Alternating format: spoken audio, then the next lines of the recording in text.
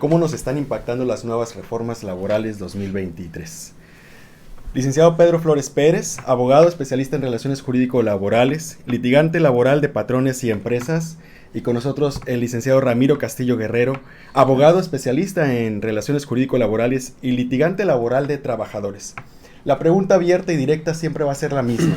¿Cómo nos están impactando las reformas laborales 2023 a partir del nuevo esquema de vacaciones, los centros de conciliación y bueno, pues este nuevo sistema de justicia laboral? Continuamos con usted. ¿Cómo nos impactan estas reformas? Bien, estas reformas laborales han tenido una gran trascendencia por los cambios procesales que se ha sufrido nosotros los abogados en cuanto al desempeño de nuestras actividades laborales, nuestra profesión. Ha traído cambios muy positivos que nos van a ayudar, nos van a servir para nosotros especializarnos más, profundizarnos más en los estudios, prepararnos más, ser cada día mejores. A los trabajadores, yo manejo muchos trabajadores y en lo que respecta, pues les ha beneficiado en parte. Todos los cambios son positivos. Nos ha beneficiado en parte porque de acuerdo a los principios del derecho procesal, pues están viendo, los nuevos tribunales lo están aplicando ahora sí que en una forma efectiva. Desde el punto de vista de empresas, negocios, comercios, ¿cómo nos están impactando estas nuevas reformas laborales? Bueno, estás tocando dos puntos diferentes. Uno son vacaciones y otra hablas de la cuestión procesal. Si nos enfocamos en vacaciones, también tiene impactos diversos. Las empresas organizadas y grandes, pues podríamos decir que no les afecta en gran cosa en torno al nuevo esquema de vacaciones, que se duplica el periodo de descanso vacacional de 6 a 2 en el primer año, y después los aumentos que van dando, que también son más, porque antes para gozar 20 días de vacaciones tenías que tener 20 años, ahora basta que tengas 5 años de antigüedad y ya tienes 20 días de vacaciones. Entonces, a las grandes empresas podríamos decir que no les impacta tanto, no les afecta, pero por ejemplo al microempresario, al pequeño negocio, sí le puede afectar, tanto en lo económico, o puede ser a lo mejor no en lo económico, pero sin su esquema de organización. Si cuentan, por decir, con 3 empleados, ¿qué vas a hacer con tantos días de vacaciones? ¿El nuevo esquema de vacaciones es positivo o negativo en general? ¿O me imagino es más positivo para los trabajadores? ¿O esta parte de gozar las vacaciones de manera continua, como dice la ley? ¿Cuál es su opinión con referencia a esto? ¿Sí les afecta a los trabajadores al tener que gozar de manera continua estos 12 días? Considero que no. Es un beneficio para el trabajador, pues van a disponer más tiempo para libre esparcimiento, ya sea con su familia o salir de viaje, indudablemente. En cuanto a lo económico, pues también va a beneficiar, porque como dice aquí el compañero, se dio un salto muy grande de 6 a 12 en el primer año, y paulatinamente 2 años por vaya avanzando el tiempo. Repito, en lo económico es muy positivo para el trabajador. Aquí lo que yo le veo el problema es para, como mencionaba el compañero, que son al microempresario, que su negocio pues le permite mantener 2 o 3 trabajadores y hay que pagarles a esas personas, les incrementa, les impacta en su economía. Pero en lo general es positivo. Yo creo que nos va a ayudar mucho en cuanto a las que no haya tantas faltas en una empresa o en un micronegocio. ¿Cómo funcionaría entonces si un trabajador inicia a laborar en diciembre o en noviembre del año pasado, o ya tiene 1 año o 2 años trabajando, o 1 año trabajando? ¿Cómo le va a aplicar este nuevo esquema? ¿Qué es lo que tiene que preocuparse o que preguntar el trabajador a su patrón, licenciado Pedro? A ver, vamos a replantear tu pregunta. Obviamente, si un trabajador inicia en diciembre del año pasado, pues no le va a afectar nada, porque tiene derecho de gozar vacaciones hasta diciembre de este año. De acuerdo. Sí, pero si tu pregunta es, ¿qué pasaría si le tocaran vacaciones a finales del año pasado, no se las otorgaron y pensaban programarlas en este año? pues obviamente se las tenemos que dar con la reforma que tenemos ahora. En temas de, para que nos quede claro sobre todo a los que nos están observando, ¿qué ocurre cuando un trabajador ya tiene un juicio interpuesto? ¿Este beneficio, esta reforma, le aplica o no? Bien, si el juicio se inició el año próximo pasado, pues no lo va a beneficiar, a menos que su acción que haya intentado o que esté diligenciándose sea la de reinstalación. Si llega a ganar el juicio, pues entonces sí le va a alcanzar sus vacaciones dignas, como bien. Sería nada más lo de la prima. Esta parte de la prima, la prima no sufrió modificación ni reforma alguna. No. ¿Consideran ustedes que en algún momento debería de aplicarse una reforma a la prima vacacional? De hecho, hay muchos estudiosos del derecho que decían que al revés. Auméntame la prima para que ahora sí tengas, trabajador, un fondo monetario para irte de vacaciones, de viaje, porque finalmente lo que te estamos dando es tu salario diario. La prima sigue siendo el 25%. En todo caso, si no se aumenta la prima, ¿qué ocurre con estos periodo continuo? ¿Cómo se van a preparar los patrones para este periodo continuo?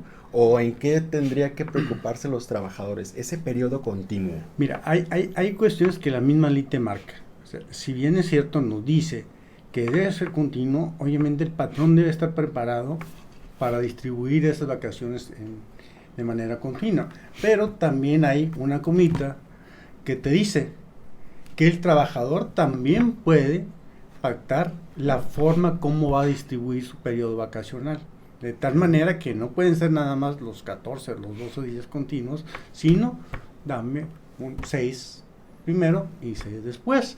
Que obviamente que estos días se le van a entregar dentro de los 6 meses siguientes a partir de que tengan el derecho del goce de vacaciones.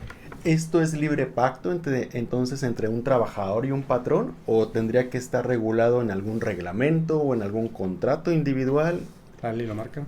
Bueno, es que así lo marca la ley, pero y yo creo que es benéfico, porque así el patrón le da la oportunidad hace rato convenio tocaba un punto que si tienes 2 o 3 trabajadores, pues cómo vas a ir, se van a ir los dos de vacaciones, todos de vacaciones.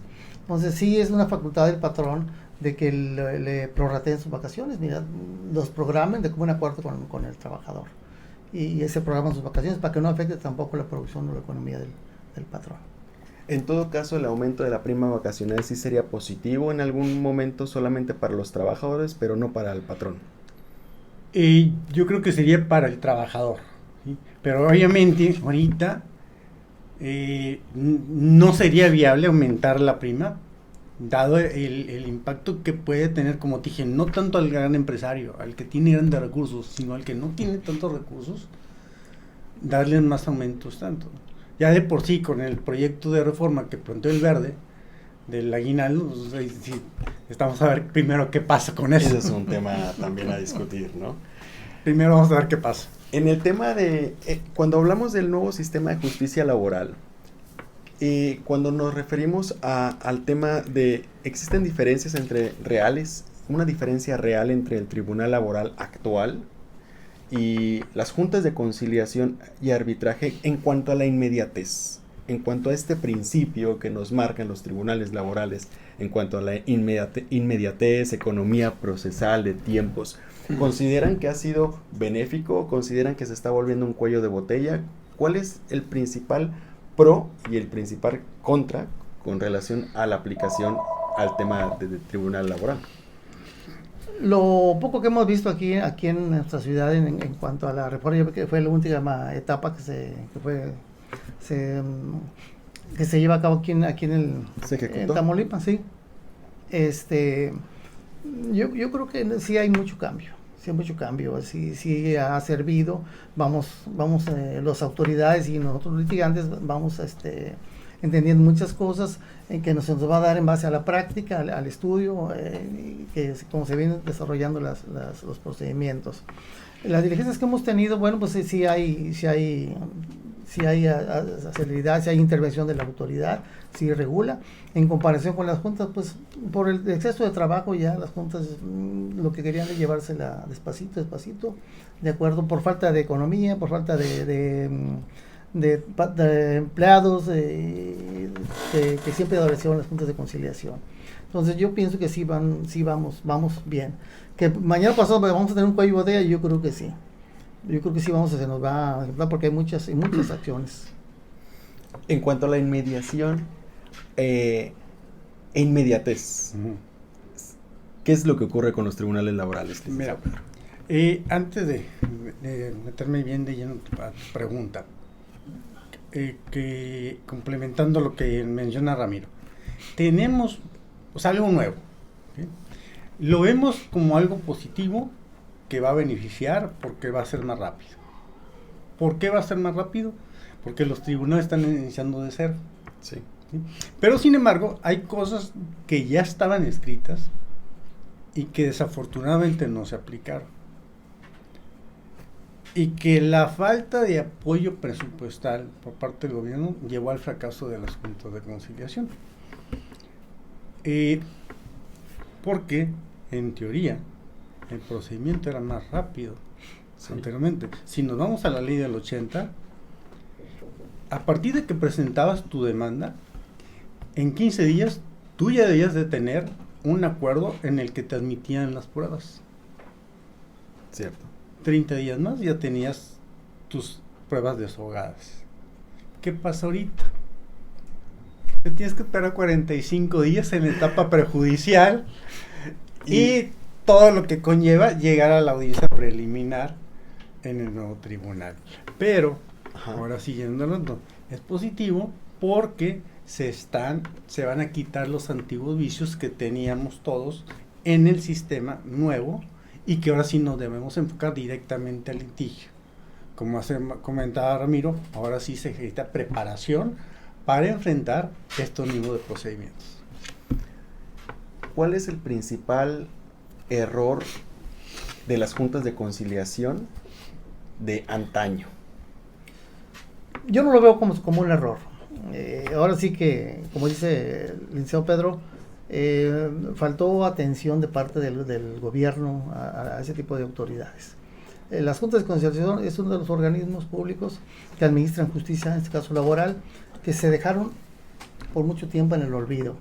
Entonces, pues se empezaron a llenar de procedimientos, de juicios. Esa es realmente la situación. Si quitáramos la paja de la corrupción, si quitáramos la paja del cuello de botella, si quitáramos toda esta parte negativa y analizáramos los procesos y la etapa prejudicial con el Tribunal Laboral actual, si analizáramos el proceso en sí, consideraríamos que las juntas de conciliación tenían un excelente proceso, pero no una no muy buena ejecución, y podrían competir incluso en un tema de procedimental con el Tribunal Laboral actual. ¿Considerarían cuál es el mejor procedimiento en una pregunta y en una situación hipotética y hasta utópica, ¿no? ¿Cuál preferirían ustedes, siempre y cuando estemos dejando de lado el tema de la corrupción, el tema de pues el hartazgo, tanto de los funcionarios, los cuellos de botellas y todos estos vicios que han venido mermando y pues cansando los procedimientos laborales que se tomaban años? Y bueno, ahora no podemos hacer un prejuicio con los tribunales laborales actuales porque van empezando, pero quizás lo podemos discutir en unos 4 o 5 años si tuvo una función. Dejando de lado todo esto, en sí el procedimiento técnico jurídico, junta de conciliación contra el Tribunal Laboral, ustedes que han estado en la vieja escuela y en la actual, ¿cuál es su opinión?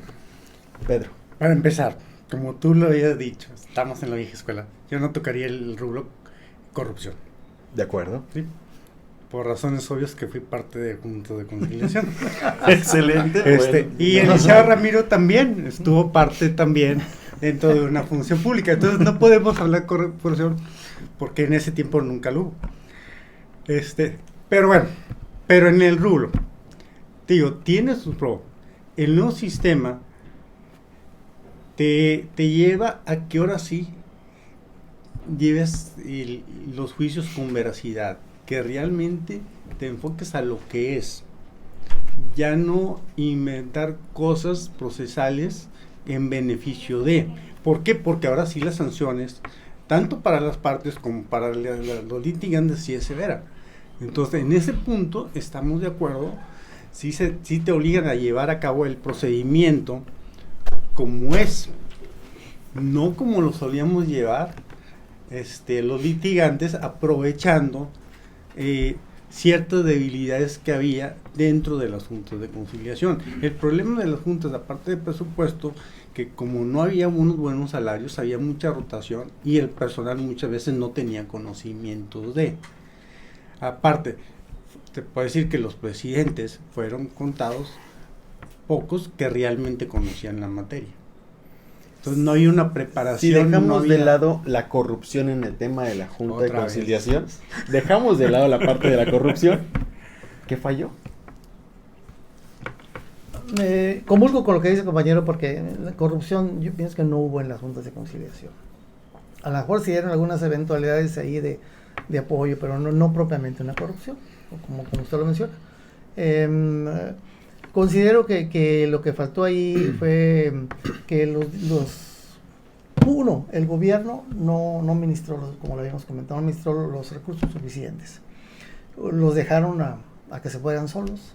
No había una supervisión cercana, pero en sí los procedimientos yo le apuesto más al anterior que al de ahorita. Acertadamente lo dice, tenemos 45 días para medio conciliar y seguimos conciliando en el tribunal.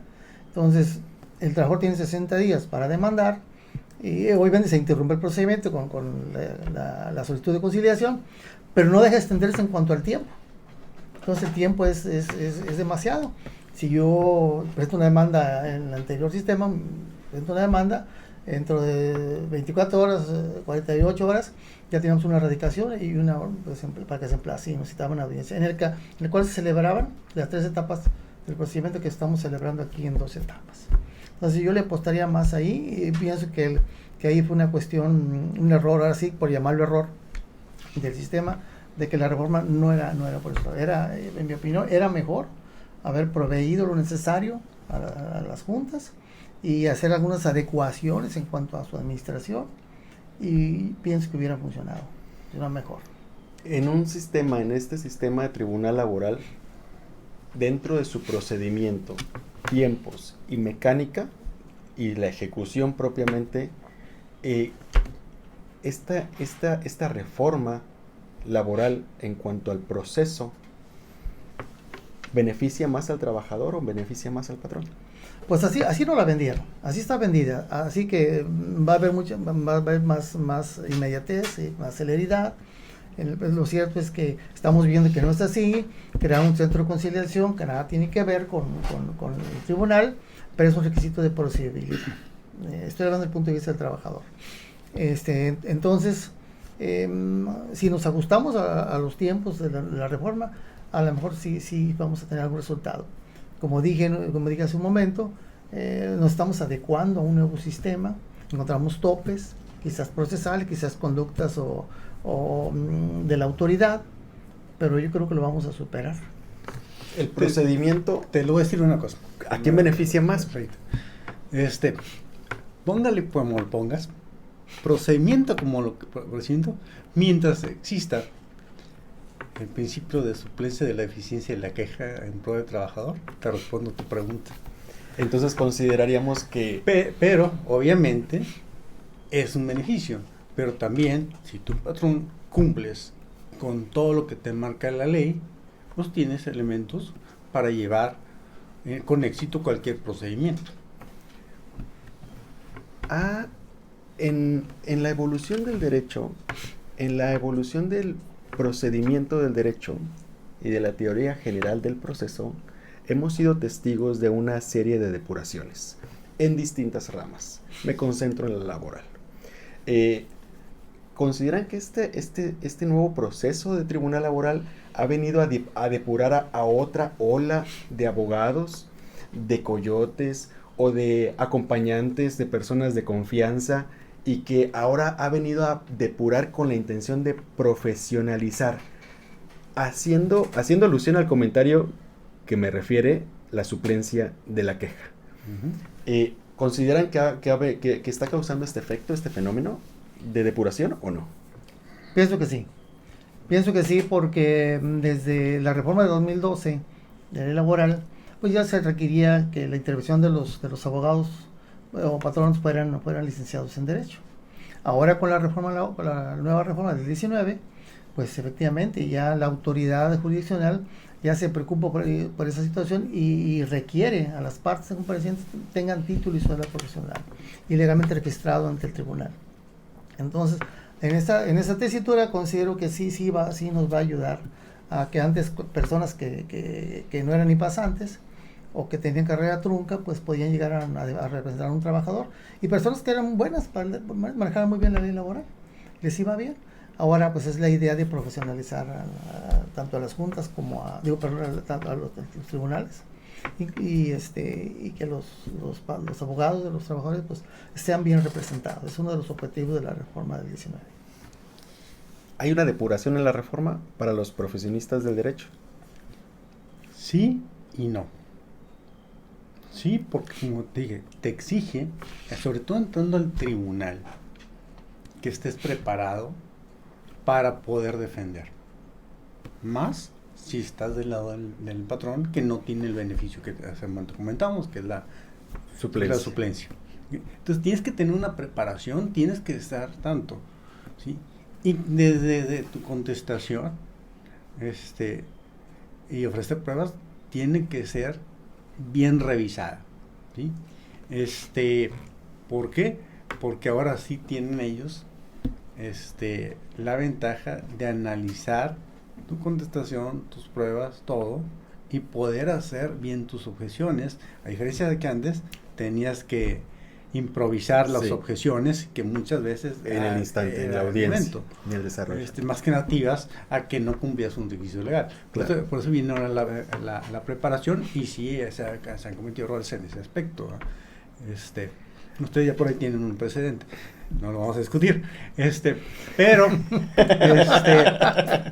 cosas de las que pasan en este nuevo sistema, en esa cuestión, y que te obligan a estar más preparado y checar bien todos los rubros. Ahora, ¿qué sucede en la realidad?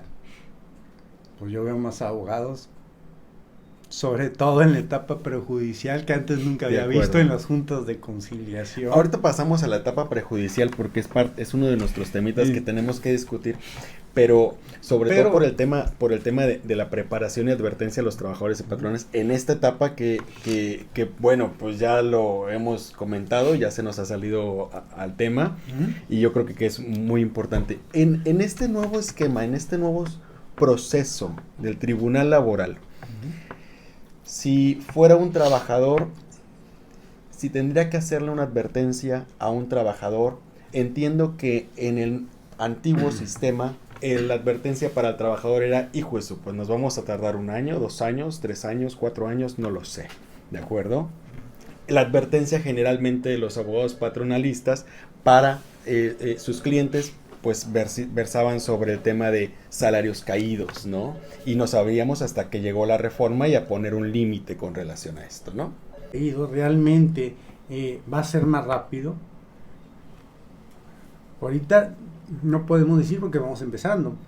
Teóricamente, te vuelvo a hacer el punto de comparación, era más rápido de los 80. Y me atrevo a decir que todavía la de 2012 sí, también. Pero los errores que decían ahorita ustedes te lleva a hablar de juicios que te podrían tardar 1, 2, 3, 4, 5 años a perpetuo y nunca se acababan. Y más si el amparo te decía que muchas veces los colegiados no querían entrar a fondo porque checaban una violación procesal y pueden dar a poner el procedimiento. Entonces ahí se hacía más largo. Ahorita vamos a ver qué pasa. Si realmente la figura de la conciliación en el centro, que para mi gusto no está dando toda la función que debía, por muchas cuestiones que si quieres ahorita lo tratamos, también es cierto que si no funciona correctamente, tarde o temprano el tribunal se va a saturar. Y si hablamos de estadísticas, las juntas de conciliación en Tamaulipas, habrá ya de más de 1,300 demandas al año, que obviamente tendrías cuántas audiencias de juicio levantar diariamente para que puedas sacar todos los juicios en los 6 meses. La autoridad tiene, y los abogados laboralistas tienen un trabajo titánico, sobre todo con el tema de agendas, sobre todo con el tema de que no se empaten las diligencias. En el antiguo procedimiento era muy, en la antigua escuela, por así llamarlo, era muy común ver que incluso un abogado estaba atendiendo al mismo tiempo dos audiencias. Esto, pues naturalmente, o 4, esto actualmente no podrá verse en ningún caso ni en ningún momento, ¿no? Y aquí es donde esperemos que no se formen cuellos de botellas. ¿Cuál es la advertencia con el nuevo sistema y el nuevo proceso? ¿Qué es lo que le preocupa y le tiene que advertir a un trabajador cuando lo visita con el nuevo procedimiento?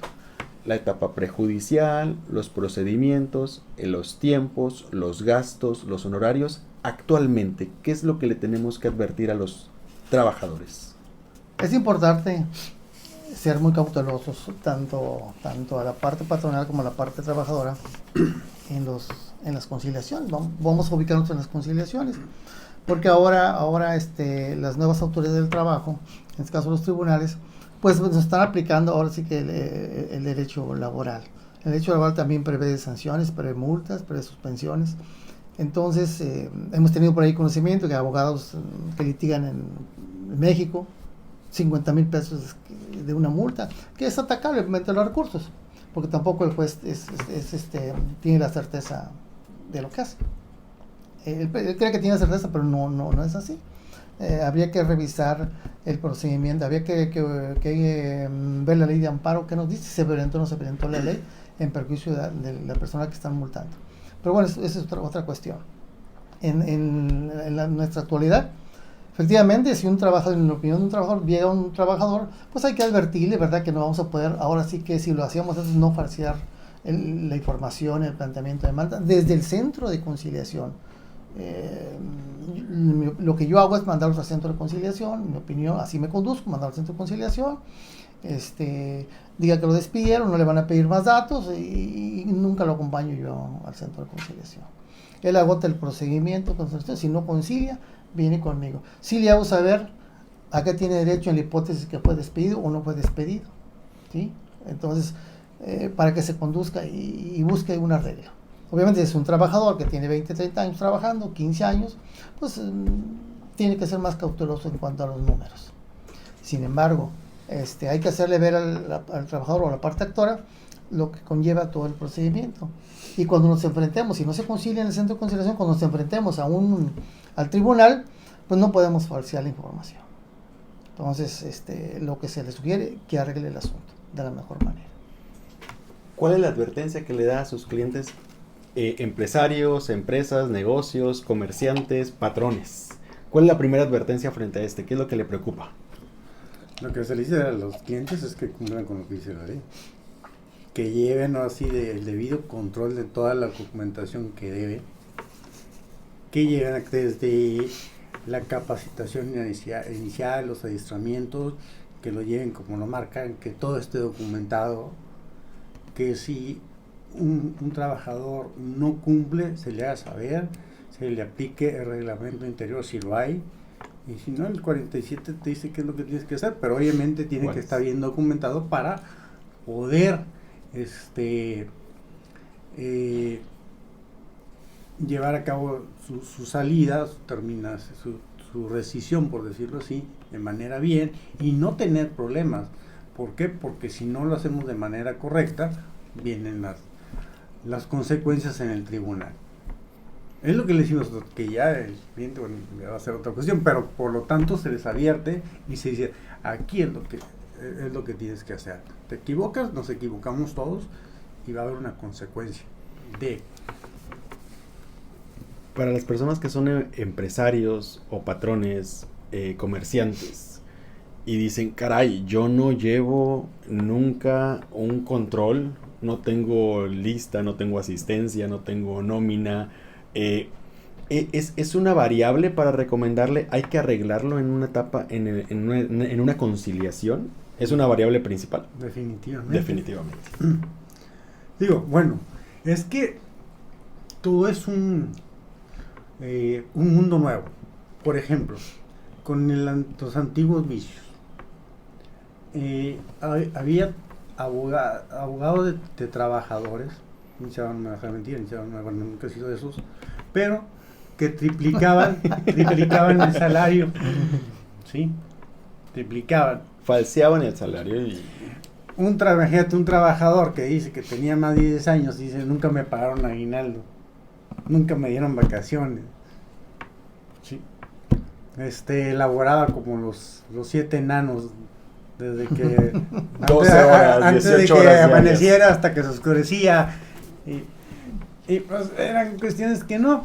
Ahora, es lo que te digo, ahora con los nuevos sistemas que realmente te van a aplicar una sanción si ven algo que no es lo real, la veracidad, pues ahora sí tienes que tener cautela de lo que vas a decir. Claro. ¿Sí? Y ahí tenemos una ventaja, ¿eh? Que podemos demostrar. Pero, claro, no tenemos todas las herramientas al no tener un recibo, ¿sí? Que ahora, no nada más el nuevo sistema laboral nos obliga a hacer un recibo. El sistema fiscal, el SAT, también te obliga a hacer un recibo y que esté bien hecho porque lo tienes que timbrar, lo tienes que subir a una plataforma y todo. Incluso esa subida de plataforma también tienes que tener un respaldo, ¿sí? De autentificación de tu recibo. ¿Y cómo le vas a decir al tribunal que ese recibo es real? En el tema de los centros de conciliación laboral, ya lo hemos venido comentando, ¿no? Los centros de conciliación laboral y esta etapa prejudicial que consiste de 45 días. Es contrario a los intereses del trabajador porque en ocasiones los abogados reciben a un trabajador diezmado por los recibos que llegan, por la renta los gastos familiares. ¿Qué es lo que pasa con estos 45 días? Desde el punto de vista de los trabajadores, ¿viene a relajar? ¿Viene a allanar el camino a una conciliación? ¿O realmente viene a sucumbir más contra el trabajador en esta espera que son 45 días y que pues básicamente tenemos aquí en medio de los 45 días invariablemente vamos a tener el cobro de alguno de los servicios o del mandado o de la colegiatura o de lo que sea? ¿Afecta o no afecta realmente? En mi opinión, y lo visualizo de esta forma, el hecho de que el trabajador acude al centro de mediación o de conciliación le puede ayudar de dos maneras. Uno, que va a obtener más rápido una propuesta del patrón sin entrar a todo un procedimiento y le puede pagar sus alcances, su dinero, sus prestaciones y se acabó. Va a poder disponer de su dinero libremente para atender los rubros que usted me dice. Por otro lado, le perjudica al trabajador porque lo van hasta cierto punto a presionar ahí los gentes administrativos, los conciliadores, para que arregle, para que no pase el tribunal. Y lo complicado de aquí es que si el trabajador tiene 10, 15 años, 12 años, insisto, pues si le tocaban 100,000 pesos, pues lo van a querer arreglar con 20,000, 15,000 pesos. Pero mi recomendación siempre es para el trabajador, hay que darle vuelta a la moneda. Vea su casa, lo que usted refiere acertadamente, vea su casa, vea qué gastos tiene, vea qué problemas tiene económicos y olvídese. Aquí no vamos a entrar en una cuestión de ego, de que me quiero desquitar. No. Pongo los pies sobre la tierra, arregla el asunto y de vuelta a la mano. ¿Cuál es la postura de la mayoría de los patrones? La postura con relación a los 45 días y de esta etapa prejudicial. la postura generalmente de los patrones en su experiencia en este nuevo proceso ha sido cautelosa, ha sido humana, o ha sido en me llevo y me agoto los 45 días para que el trabajador se desespere? No tanto desesperación. Obviamente se está viendo un esquema nuevo de hacer entender la necesidad de arreglar. Yo te puedo decir que hay muchas empresas que no tienen problema por decir, ahí están los 45, ¿no? Van los 90, ¿no? Ya, ciérralo, ¿sí? En pero el tema de conciliación de negociación de la obviamente indemnización. hay otros que atendiendo situaciones, ¿por qué? Pero obviamente es una cuestión también de un precedente al por qué se está acabando esa relación de trabajo. Entonces, en lo que se tiene que ver.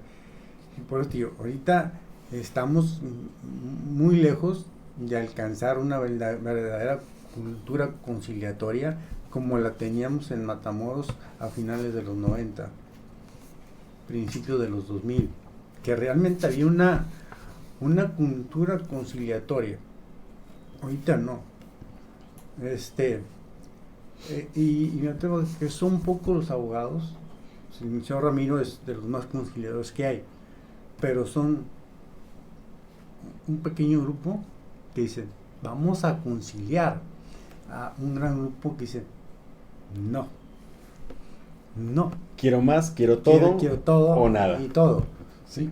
Y se vienen muchas cuestiones de intereses. Ya. Cuando hablamos... Quisiera ahondar un poquito lo que dice el licenciado. Es cierto, también en el viejo sistema y años anteriores, hablaban de los 90s, pues no estaba muy, ahora es que no estaba la gente, los trabajadores muy informados de sus derechos laborales. Si vino una etapa que recuerdo en todos los medios de comunicación, en la televisión, en la radio, pues se mencionaba que trabajador, defiende tus derechos. Si pasó esta hipótesis, ve a la Junta de Conciliación. La gente fueron abriendo el pensamiento a la gente, a los trabajadores. Y el trabajador dice, bueno, me despidieron, pues te ofrezco cierta cantidad de dinero, era suficiente. ¿Sí? Entonces ahí se daba la conciliación.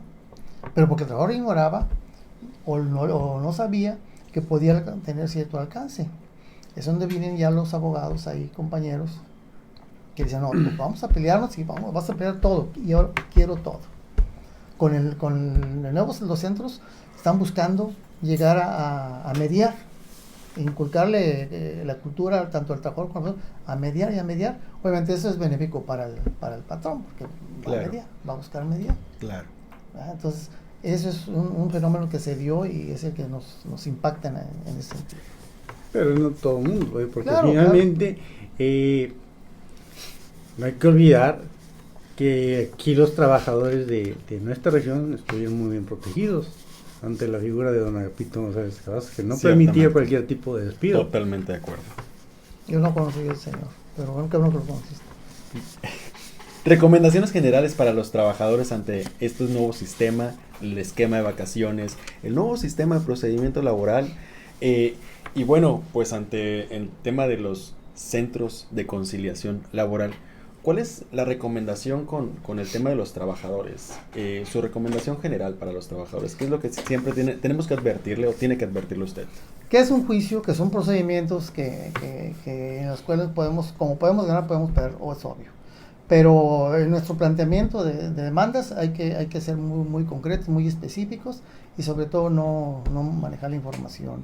No porque el patrón no tenga los medios del 184 para acreditar pagos de ciertas prestaciones, no por eso le dice uno, vamos a demandarle esto y esto y esto. No, necesitamos ser también conscientes de la situación y que si los juicios los llevemos en base a los hechos tal y como acontecieron.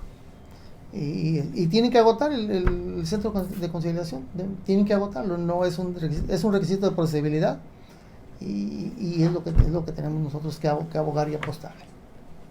Creo que ya nos habías dado la recomendación general, que el patrón siempre se sujete a los términos de ley. Y aquí me lanzo a esta pregunta.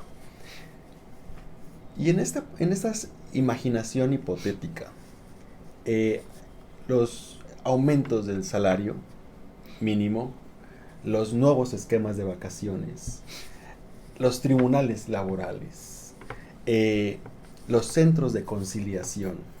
Ya estamos hablando de una reforma muy integral, pero como es la ciencia del derecho imperfecta y partidista, por cierto, pero como es el derecho, de alguna manera es creado por el hombre y al final del día, pues no es perfecto.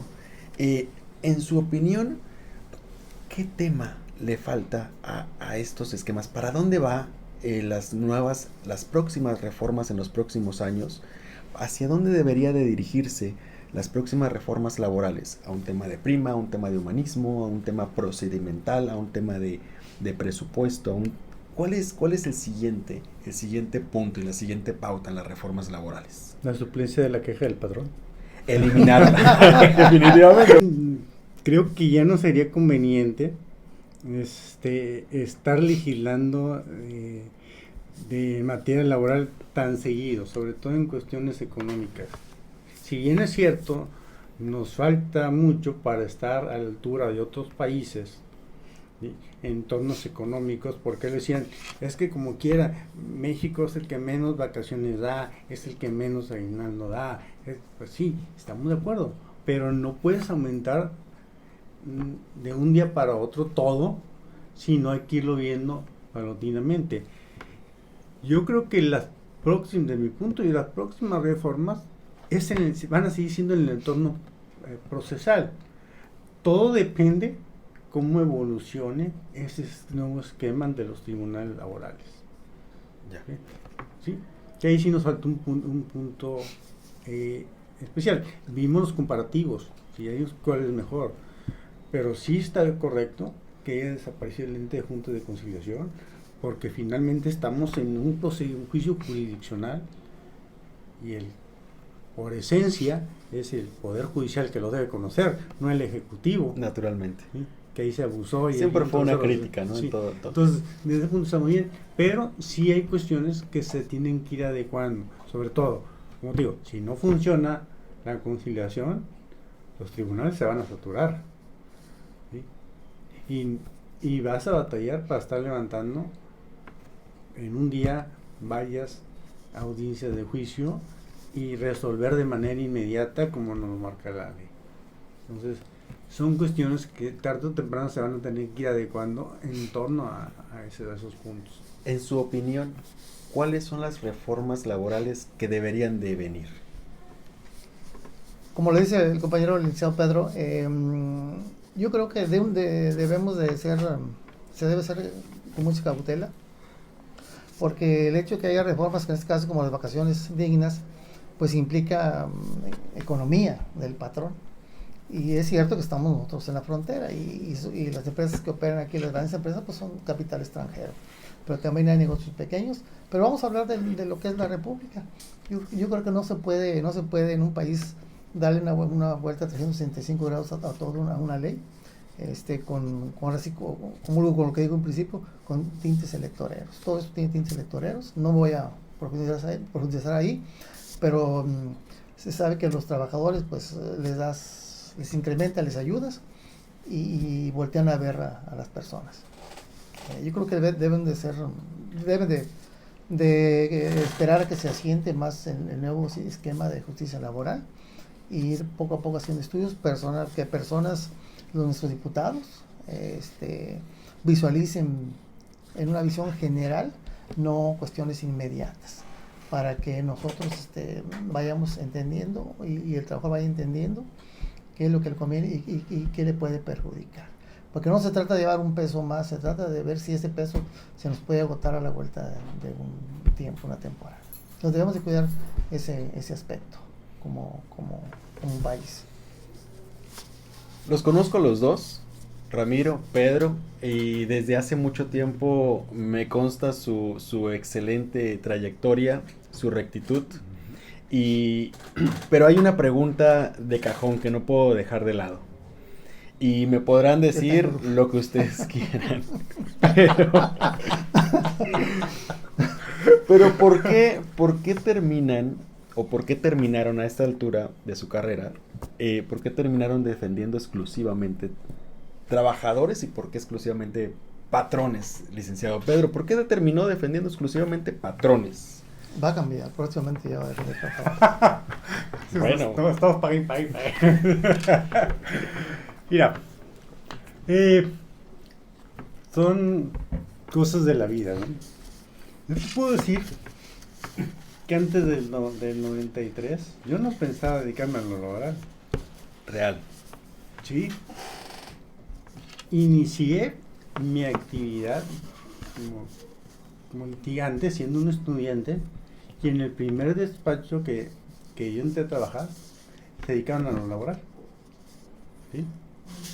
Y era un gran abogado, en paz descanse, que tenía muchos conocimientos.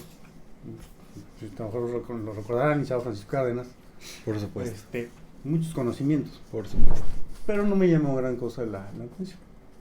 Por azares, de cuestiones de hacer las prácticas de servicio social, me llevaron a otra área. ¿Sí?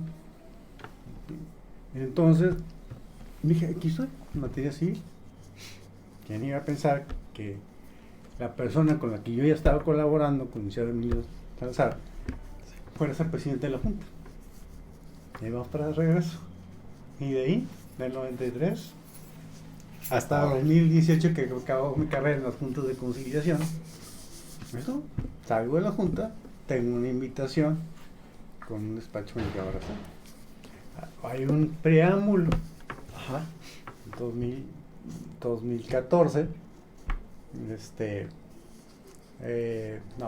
2015, 2017, que estuve también en el despacho Castillo Guerrero. ¿Nos puede platicar un poquito de esa etapa? No podemos ventilar eso, ¿verdad? ¿Qué cosas nuevas sucedieron en ese momento? Casos, ¿no? casos de la vida, son casos Castillo Guerrero, licenciado Ramiro. ¿Por qué defender trabajadores? Exclusivamente. Fue procurador del trabajo. Efectivamente, un día por ahí me invitaron, en 2001, 2002, a la Procuraduría del Trabajo en Matamoros, de un licenciado que yo respeto mucho. Tengo muchos comentarios en cuanto a su desenvolvimiento como abogado laboralista. Sin embargo, para mí le guardo gratitud. Me invitó a trabajar a la Junta de Conciliación, a la Procuraduría, y pues ahí atendemos puros trabajadores. Ahí no se defiende a ningún patrón. Al menos que yo recuerde, no. A lo mejor indirectamente alguien lo hacía por ahí. No voy a decir nombres. Ok, de acuerdo. Pero eso fue lo que me encausó. Ya lo vi. Me encausó. Ya lo vi. En una ocasión que fuimos a una junta, a un curso a Victoria, el director del trabajo nos hizo hincapié a todos los procuradores del Estado, los auxiliares, el procurador general también, y nos invitó: muchachos, esta es una carrera muy noble, es una rama de derecho muy noble, aplíquense, estudien, y etcétera, etcétera. Y a mí me nace mucho, me gusta el derecho laboral, porque a veces yo leo alguna jurisprudencia, algún libro que te ha hecho laboral y se me queda. A lo mejor no se me queda grabado como en la memoria, así tal como está escrito, pero se me queda la esencia de las cosas. De ahí que me haya gustado. Salgo de la Procuraduría, pues abro mi oficina y me pongo a trabajar en el área. También defiendo uno que otro patrón, pero no patrones. Se encajonan a los patrones cuando defienden grandes empresas. Ya. ¿Verdad? Yo defiendo y algunos trabajadores de microempresas pequeñas y los defiendo, ¿verdad? Pero sí, mi cartera de clientes está basada más en trabajadores. Siempre hemos defendido la vieja escuela.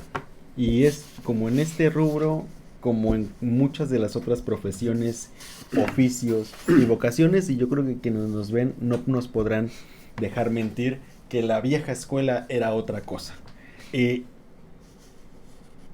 Por último, licenciado Pedro, abogado patronalista. ¿Qué marcas como vieja escuela? La vieja escuela es O sea, como se hacía antes, ¿no?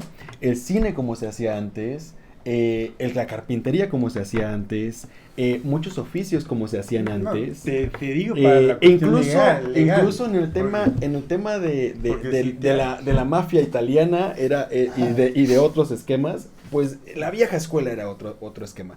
¿Coinciden en esta parte de hay una vieja escuela y nueva escuela en el tema del derecho laboral o no? Mientras sigue imperando los principios de Mario de la Cueva, ¿Cierto? Es Ahí la está. ley que más manejan ellos. Cierto. Deben encontrar cierta aparición.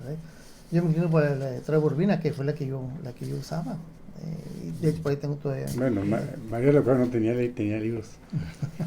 Era Hay una vieja- Baltasar Cavazos Flores, que sí tenía. Hay una vieja escuela entonces entre de la cueva y ahora los nuevos estudiosos o replanteadores del derecho, estos nuevos teóricos. Yo creo que no. Lo que pasa es que era más digerible. Yo lo veo más digerible la ley de Trevor Urbina que la de Mario de la Cueva. O sea, así lo percibo. Por eso. Sí, Digo, sí no hay mucha diferencia, sí hay, digo, obviamente pues, todos estos grandes autores de todos los tiempos, Trevor Urbina, Mario de la Cueva, Néstor de Buen, Flores, pues ya fallecieron. Bueno, tienes el rubro de las nuevas generaciones que son los que están escribiendo. Sin embargo, hay una vieja escuela, podemos decirlo, que sigue escribiendo, como el maestro Hugo Italo Morales, que ya presentaron su libro sobre el nuevo procedimiento laboral, ¿sí? Y es excelente, pero tenemos otros grandes del rubro local, nuestro amigo el doctor Everardo González. cierto. ¿Qué recomendación le dan a los abogados de la nueva escuela, a los recién egresados, a los abogados que se están interesando con estas reformas laborales, incursionar en esta aplicación, en este estudio? ¿Qué recomendaciones le dan? ¿Qué rescatamos de la vieja escuela para la aplicación para la nueva escuela o para esos profesionistas que apenas están incursionando en el mundo del derecho laboral? ¿Qué hay que rescatar? Que sigan estudiando, que dejen el copy-paste. No soy miembro de la Suprema Corte, pero a mí no me cayó. ¿Qué hay que recomendar? A mí no me quedó. ¿Qué hay que recomendar a estos nuevos abogados? En parte, como lo dice el licenciado Pedro, si eran abogados civilistas, si son recién egresados de la Facultad de Derecho, sí tienen que prepararse para el nuevo sistema. Aquí cabe hacer un comentario. En el Centro de Conciliación ya vemos muchos abogados que no habíamos visto, porque no tienen la intervención que deben tener. Llevan al trabajador o bien, y el quien habla es el trabajador y el conciliador, y ahí nos van de visores, y logran un arreglo, cobran su dinerito. No se han enfrentado todavía a los tribunales, al tribunal laboral. Sí. Ahí es donde van a requerir, donde van a saber que no era tan fácil como lo estaban viendo. Entonces sí se debe de prepararse. Incluso nosotros debemos de prepararnos cada momento en lo que dice la ley, en la reforma de la ley y en el actuar también del funcionario, porque a veces un funcionario como que hace la ley a un lado y implica su metodología, implica su forma de trabajar. A lo mejor tiene un objetivo de que sean los juicios más amenos, cosas de ese tipo, pero sí es importante a los compañeros que tengan mucho cuidado, porque acá vamos a tener multas, vamos a tener sanciones, y pues no vamos a aguantar las multas de 100 UMAS, no vamos a aguantar 1000 UMAS, no lo vamos a aguantar. Así tenemos que ser cautelosos. El respeto por la ley siempre ha sido imperativo. El respeto por la ley de los jueces o en aquel entonces del presidente de la Junta siempre los ha invitado y los ha invocado a tener el respeto de la ley. Y bueno, pues no falsear dentro de esto, ¿no? Conducirse con veracidad y con rectitud y con mucha probidad en un procedimiento laboral, ¿no?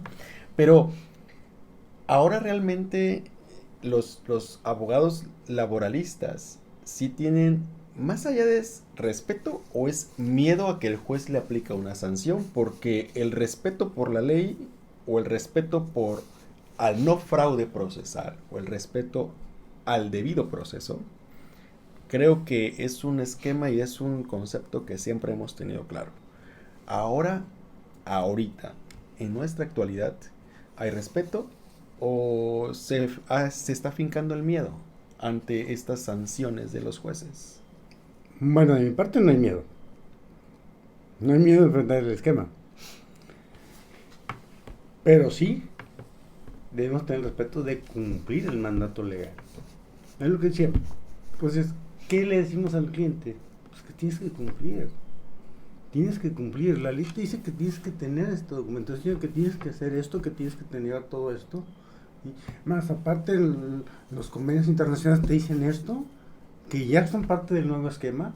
Ya no nada más tenemos que estar ajustados a lo que nos dice la ley, y no ver qué me dice este tratado, qué me dice este convenio, porque también lo tengo que cumplir. Irme por ahí y llevarlo. Si no lo hago, ¿sí? Entonces sí, ¿qué te defiendo? ¿Con mentiras? Digamos, va. Nomás que esas mentiras, si me las te las descubre el cliente, ¿qué te va a pasar? Multas, sanciones, y al abogado también, por consentir esa falsedad. ¿Respeto o miedo? Respeto. Totalmente. Sí, totalmente, para ajustarnos a los lineamientos que nos dice la ley, que nos ordena. Y nos va a ayudar tanto a nosotros para ahora sí que reactivar nuestra profesión, para reactivar nuestros conocimientos y para ser más probos en lo que hacemos. Licenciado Pedro. Y miedo nada más al SAT. Miedo nada más al SAT y eventualmente para los que son casados, pues a la esposa, ¿no? Pero en esta mesa solamente al SAT. Muchas gracias por estar con nosotros. Hasta luego.